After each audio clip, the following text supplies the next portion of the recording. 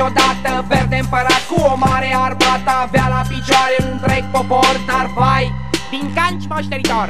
dar într-o zi un ghicitor veni și îi spune că o să aibă copii, că trebuie ca după fiecare masă să intre dormitor cu a lui împărăteasă. Auzind acestea pline bărbăție, împăratul se culcă cu frumoasa lui soție. După 9 luni se născu făt frumos, Era atât de slab ca un cal răciugos. Usitoarele vorbiră că atunci când va fi mare, când va fi voinic, gata de însurătoare, va pleca în lume să o găsească pe Ileana. Doar nu va sta acasă să joace cu pana. Timpul trecea și făt frumos creștea. Mândria lui tot mai mare era. Timpul a trecut, marea a crescut, Nu e ca să vezi. meseria s-a făcut. Când a simțit că pane joacă feste, a plecat făt frumos ca să dea de veste. Ca a sosit clipa cea mare, că e fecior și că vrea însurătoare. Zis și făcut, frumos a plecat. Ca de obicei cu calul fermecat. Era un cal slab, dar șorate ca mâncat. În calul cu aripi s-a transformat.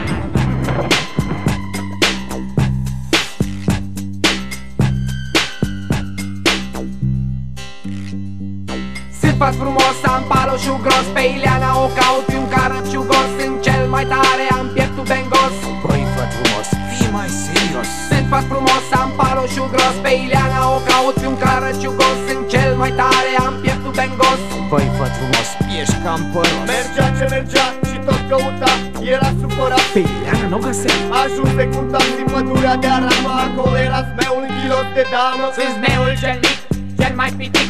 De o să te întorci, nu o să-ți fac nimic. Dacă vrei să treci, te vrei însurătoare, trebuie, Doamne, să te pun la încercare. Bine măi zmeule, dacă tu vrei, hai ne dilim ca între zmei. L-a bătut bine pe kinderul meu, l-a luat salvarea pe derbedeu. Se întâlni cu celălalt meu, avea cioraclică și puțea la greu. Într-un copac s-a furișat. Fiind lunetist, de cap l-am pușcat. Mese de duc de o vale, pădurea de aur ia pălul în care ajunse acolo, constată cu uimire că zmeul dormea.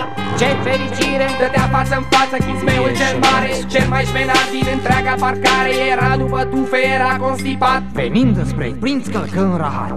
Sunt făt frumos, am paloșul gros, pe Ileana o caut pe un carăciugos. Sunt cel mai tare, am pieptul bengos. Băi, făt frumos, fii mai serios. Sunt făt frumos, am paloșul gros, pe Ileana o caut pe un carăciugos. Sunt cel mai tare, am pieptul bengos. Băi, făt frumos, ești cam păros. Zmeul cel mare și te rog tănător. Pe tine, părosule, o să te mor. Îți dau încă o șansă, cum vrei să-l dăm? Obeuri, chiloți, cociorap să încercăm. Se hotărâră, însă vi se bătură. După un timp aveau spume la gură. După o vreme s-au potolit, jucară o tablă și au adormit. Zmeul pervers din bichin scoate un crac, se făcu panic. Era de la stomac. Dar făt frumos pe zmeul pândit, cu masca de gaze îl păcălit. Făt frumos își scoase ciorapul, Bomba atomică rasă Irak. arma fatală tare puțea. Placa tectonică se încrețea, ciorapul lui făt mirosea așa tare. Zmeul o fizică sus la picioare, uite capul senatorului zmeu, îl puse în formol. Să-l iau de trofeu. Sus în castel aștepta Coțânzeana, era bucuroasă că-i vine banana la soare. Priveai dar la dânsa ba. Sex era în gură, un dinte, da, unul ba. Haide Ileano, hai nu fi tristă, sau s-a intrat un coșmar.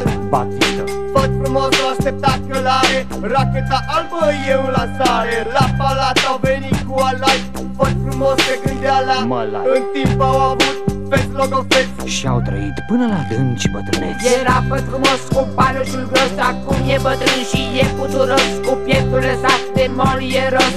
Băi, făt frumos, fii bucuros. Era făt frumos cu paloșul gros, acum e bătrân și e puturos, cu pieptul lăsat de molieros. Băi, făt frumos, ești piele și os.